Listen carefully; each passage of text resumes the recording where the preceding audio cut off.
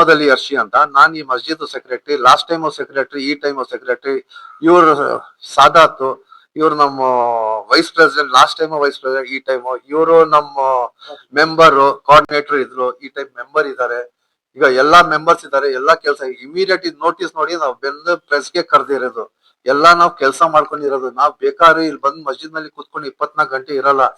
ನಾವು ಬರೋದು ಕೆಲ್ಸಕ್ಕೆ. ಏನ್ ಕೆಲಸ ಇದೆ ಮಸ್ಜಿದ್ ಡೆವಲಪ್ಮೆಂಟ್, ಎಲ್ಲಾ ಬಿಸ್ನೆಸ್ ಮ್ಯಾನ್ ಇದೀವಿ, ಎಲ್ಲಾ ಕೆಲಸ ಮಾಡ್ತಾ ಇದೀವಿ.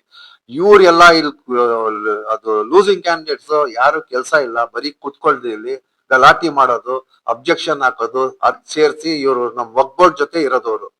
ವಕ್ಫ್ ಬೋರ್ಡ್ ನಮ್ ಜೊತೆ ಕೆಲಸ ಮಾಡಬೇಕು. ಅವ್ರಿಗೆ ಏನ್ ಪ್ರೆಷರ್ ಇದೆ, ಯಾವ ಮಿನಿಸ್ಟರ್ ಅವ್ರ ಹಿಂದ್ಗಡೆ ಇದೆ, ಯಾರು ಇನ್ಫ್ಲುಯೆನ್ಸ್ ಇದೆ, ಅವ್ರು ಏನ್ ಮಾಡ್ತಾ ಇದಾರೆ ಗೊತ್ತಾಗ್ತಾ ಇಲ್ಲ. ಅದು ನಮ್ಗೆ ಗೊತ್ತಾಗಿದೆ ಯಾರಂತ ನಾವು ಹೇಳಕ್ಕೆ ಆಗಲ್ಲ. ಅವ್ರು ಯಾವ ಹೆಸರು, ಯಾರ ಹೆಸರು ತಕೊಳ್ಳಿ, ವಕ್ಫ್ ಬೋರ್ಡ್ ನಲ್ಲಿ ಅವ್ರದ್ದು ರೋಬ್ ಹಾಕೊಂಡು ಕೂತಿದ್ದಾರೆ. ಅವರು ಬಂದು ಹೋಗಿ ಅಲ್ಲಿ ಹೋಗಿ ಡೈಲಿ ಕಂಪ್ಲೇಂಟ್ ಕೊಡೋದು. ಅವ್ರ ಮಾತಿನಲ್ಲಿ ವಕ್ಫ್ ಆಫೀಸರ್ ಓಡಾಡ್ತಾ ಇರೋದು.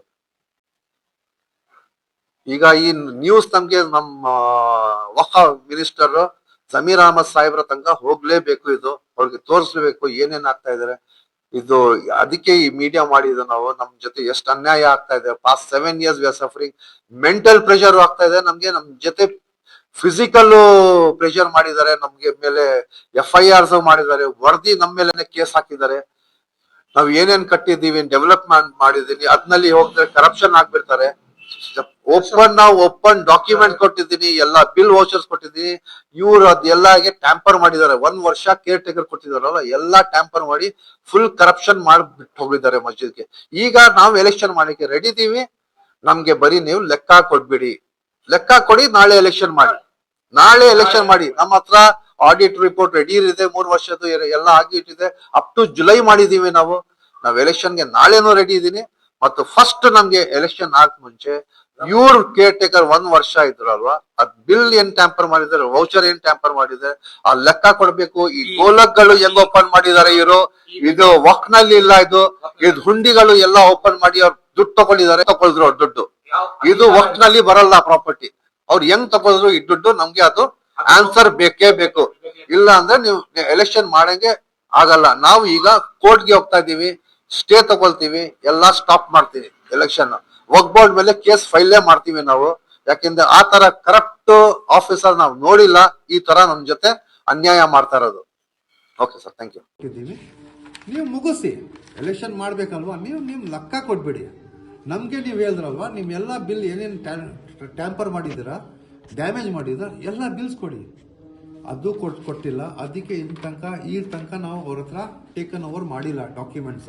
ಅವ್ರ ಡಾಕ್ಯುಮೆಂಟ್ಸ್ ಕೊಟ್ಟಿಲ್ಲ. ಅದು ಕೊಟ್ಟಾದ್ಮೇಲೆ ನಾವು ಎಲೆಕ್ಷನ್ಗೆ ರೆಡಿ ಇದ್ದೀವಿ. ನಿನ್ನೆ ಬಂದು ಹಾಕಿ ಒಂದು ನೋಟಿಸ್ ಹಾಕ್ಬಿಟ್ಟಿದ್ದಾರೆ. ಇವತ್ತಿಂದ ನಾನೇ ಅಡ್ಮಿನಿಸ್ಟ್ರೇಟರ್ ಅಂತ. ಆನ್ ವಾಟ್ ಬೇಸಿಸ್ ಅವ್ರು ಹಾಕ್ತಾರೆ. ಫಸ್ಟ್ ಅವ್ರು ಲೆಕ್ಕ ಕೊಡಬೇಕು. ಈ ತರ ಕರಪ್ಷನ್ ಇದೆ ವಕ್ಫ್ ಬೋರ್ಡ್ನಲ್ಲಿ. ಅವರು ಅವ್ರ ಮನಸ್ಸಲ್ಲಿ ಏನ್ ಬರುತ್ತೆ ಅದೇ ಮಾಡೋದು. ಅವರೇ ರಾಜ್ಯ ಅವರೇ. ಇಲ್ಲಿ ಕಳ್ತನ ಆಯಿತು. ನಮ್ಮ ಹುಂಡಿಯಲ್ಲ ಯಾರೋ ಆಚಾರ್ಯರು ಕಳ್ತನ ಆಯಿತು. ನಾವು ಪೊಲೀಸ್ನಲ್ಲಿ ಕಂಪ್ಲೇಂಟ್ ಮಾಡಿದೀವಿ, ಎಲ್ಲ ಮಾಡಿದ್ರು. ಅದಕ್ಕೆ ನಾವು ನಮ್ಮ ಸೆಕ್ಯೂರಿಟಿ ಹಿಂದಿದೆ, ಅದಕ್ಕೆ ನಾವು ಎಲ್ಲ ಗಿಡಗಳು ಹಾಕಿ ಮಾಡಿದ್ದೀವಿ. ಅದಕ್ಕೆ ಅಬ್ಜೆಕ್ಷನ್ ಮಾಡಿದ್ರು ಅವರು. ಯಾರು? ನಮ್ಮ ಡಿಸ್ಟ್ರಿಕ್ಟ್ ಆಫೀಸರು. ಅವ್ರಿಗೆ ಬೇಕಾಗೋದು ಅಂದ್ರೆ ನಾವೇ ನಮ್ಮಿರೋದು ಒಂದೇ ಮಸೀದಿ, ಮೈಸೂರಿಗೆ ಒಂದೇ ಮಸೀದಿಗೆ, ನಮ್ಮ ಮೈಸೂರು ಒಂದೇ ಮಸೀದಿ ಇರೋದು. ಅವ್ರಿಗೆ ನಮ್ಗೆ ಏನ್ ಡೆವಲಪ್ ಮಾಡೋದು, ನಮ್ಗೆ ಏನ್ ಏಟ್ ಕೊಟ್ರು, ಬರೀ ನಾವು ಕೊಡ್ಬೇಕು ಅವ್ರಿಗೆ ಏಳು. ಒಂದ್ಸತಿ ಕೇಳಿಲ್ಲ. ಈಗ ಮೊನ್ನೆ ಯಾವುದೋ ಒಂದು ಫಂಕ್ಷನ್ ಆಯಿತು ಆಫೀಸ್ ಒಳಗೆ. ಅವ್ರಿಗೆ ಮೈಸೂರದು ಎಲ್ಲ ಮಸೀದಿದು ಹೆಸರು ಗೊತ್ತಾಗಿತ್ತು, ನಮ್ಮ ಮಸೀದಿದು ಒಂದು ಗೊತ್ತಿರಲಿಲ್ಲ. ಆ ಫಂಕ್ಷನ್ ಅಲ್ಲಿ ನಮ್ಗೆ ಕರೆಯೋದು ಬರೆಯೋದು ಏನಂತ ಹೇಳಿಲ್ಲ ಅವರು. ಅದು ನೋಟಿಸ್ಗೆ ನಮ್ಮ ಮಸೀದಿ ಇರ್ತದೆ.